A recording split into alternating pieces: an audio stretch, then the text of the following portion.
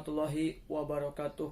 Halo Sobat Teknik semua, kembali lagi dengan saya Dian Saputra, mahasiswa Teknik Mesin Universitas Nusa Putra, Sukabumi. Yang pada kesempatan kali ini saya ingin membahas mengenai proses pembuatan tirus menggunakan latte machining atau mesin bubut.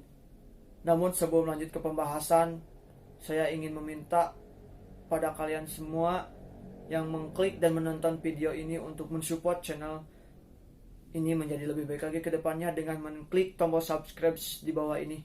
Saya hitung 5 detik dari sekarang.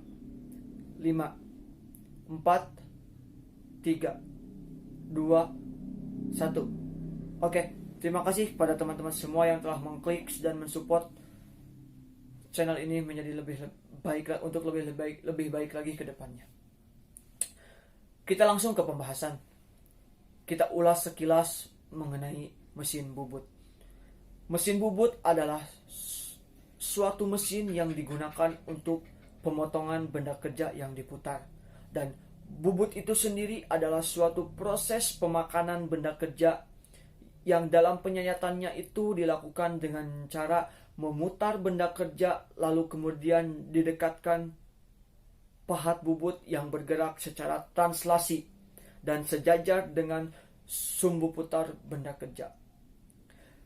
Gerak putar benda kerja itu disebut gerak relatif dan gerak translasi pada pahat itu disebut gerak umpan. Itulah sekilas mengenai mesin bubut. Kita langsung ke pembahasan pokok, yaitu pembuatan tirus. Membuat tirus atau yang sering kita kenal dengan istilah taper adalah suatu proses pembuatan bentuk benda kerja yang berbentuk konis. Bentuk-bentuk konis bisa teman-teman lihat di samping saya ini. Bentuk konis yang dimaksud di sini adalah besarnya diameter ujung satu dengan ujung yang lainnya ini memiliki ukuran yang berbeda sehingga menghasilkan pembubutan poros tirus dengan sudut kemiringan tertentu. Nah, dalam proses pembuatan tirus ini memiliki 3 cara. Cara yang pertama yaitu dengan pergeseran kepala lepas atau tailstock. Cara yang kedua dengan memutar eretan atas sebesar derajat tertentu. Cara yang ketiga yaitu menggunakan alat khusus untuk membuat tirus yaitu taper attachment. Nah, pada kesempatan video kali ini yang akan saya bahas yaitu mengenai proses pembuatan tirus menggunakan cara yang kedua yaitu memutar eretan atas sebesar derajat tertentu. Dalam proses ini memiliki 8 langkah untuk melakukan proses pembuatan tirus. Namun sebelum ke 8 langkah itu yang saya akan bahas, kita ulas terlebih dahulu eretan itu apa. Eretan adalah suatu komponen yang ada pada mesin bubut, di mana komponen ini berfungsi untuk melakukan pemakanan benda kerja yang pergerakannya ini dengan selebar meja dengan cara menggerakkan eretan utama ke kiri dan ke kanan sambil membawa komponen lain yang ada pada eretan utama seperti eretan lintang, eretan atas, dan dudukan pahat. Nah, itulah mengenai eretan. Untuk gambar eretan, teman-teman lihat di samping saya ini. Sekarang kita masuk ke 8 langkah untuk melakukan proses pembubutan tirus dengan memutar eretan atas. Langkah yang pertama yang harus teman-teman lakukan yaitu cermati, perhatikan, amati benda kerja pada yang tertera pada gambar kerja yang akan teman-teman buat, terutama pada bagian benda kerja yang akan dilakukan pembubutan tirus. Setelah teman-teman paham, setelah teman-teman mengerti gambar kerja tersebut, maka langsung lakukan langkah yang kedua, yaitu tentukan seberapa besar sudut kemiringan yang teman-teman perlukan untuk membobot tirus pada benda kerja tersebut. Caranya seperti apa? Caranya teman-teman bisa hitung dengan menggunakan rumus seperti di samping saya ini. Nah, setelah teman-teman mendapatkan hasilnya,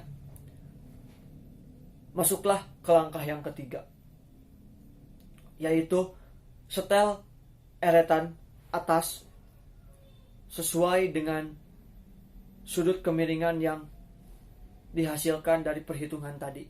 Semisal contoh, teman-teman dari perhitungan tadi mendapatkan sudut kemiringan 10 derajat. Maka setelah eretan atas itu pada kemiringan 10 derajat. Nah, setelah eretan atas disetel, maka teman-teman pasangkan benda kerja pada bagian cak.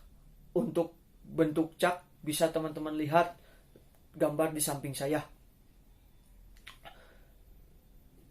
Pasangkanlah benda kerja pada bagian cak, lalu cekam benda kerja itu.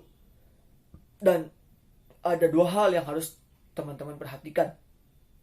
Yang pertama, pastikan cekaman itu kuat. Yang kedua, pastikan putaran dari benda kerja itu sudah berputar secara sentris. Nah, setelah semua itu dilakukan, setelah semua itu dipastikan, maka masuklah ke langkah yang kelima, yaitu pasang pahat bubut pada bagian tool stock yang menyatu dengan eretan utama. Pasang pahat bubut itu dan atur setinggi senter benda kerja.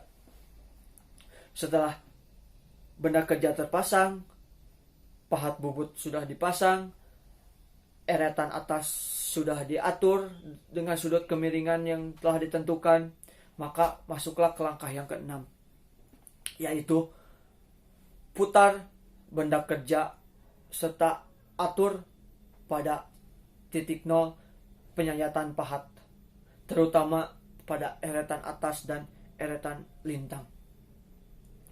Langkah yang ketujuh yaitu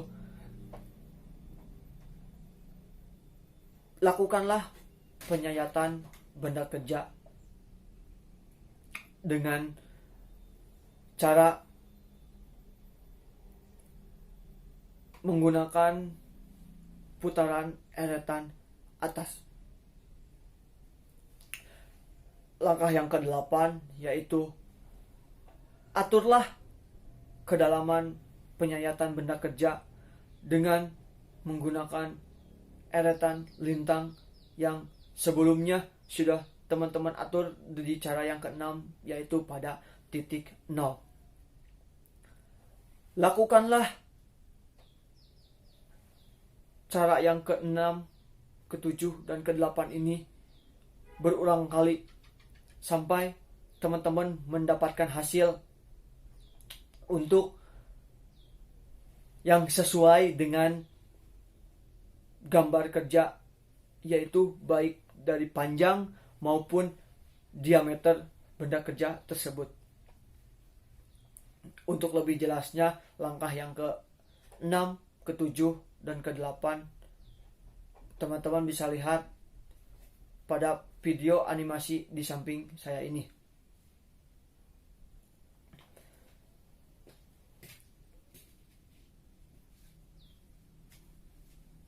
Nah, itulah cara ke-6, ke-7, dan ke-8 dalam proses pembuatan tirus menggunakan cara memutar eretan atas. Sekarang kita lanjut ke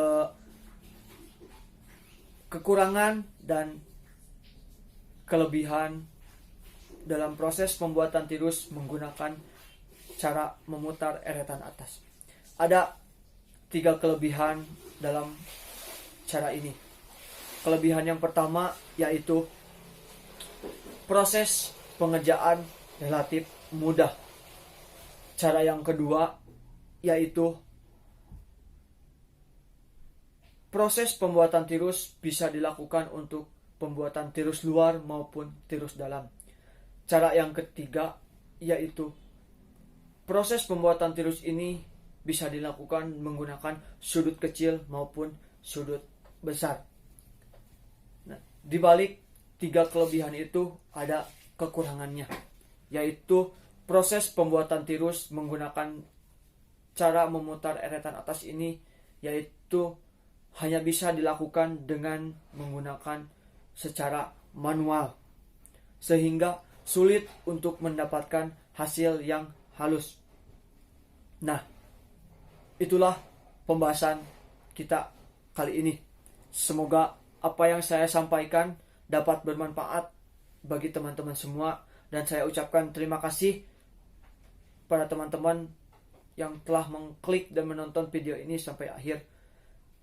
Saya mohon maaf bila banyak sekali kesalahan baik dalam penyampaian maupun dalam materi yang saya sampaikan, karena dalam hal ini saya masih dalam tahap pembelajaran. Sampai jumpa di video selanjutnya. Assalamualaikum warahmatullahi wabarakatuh.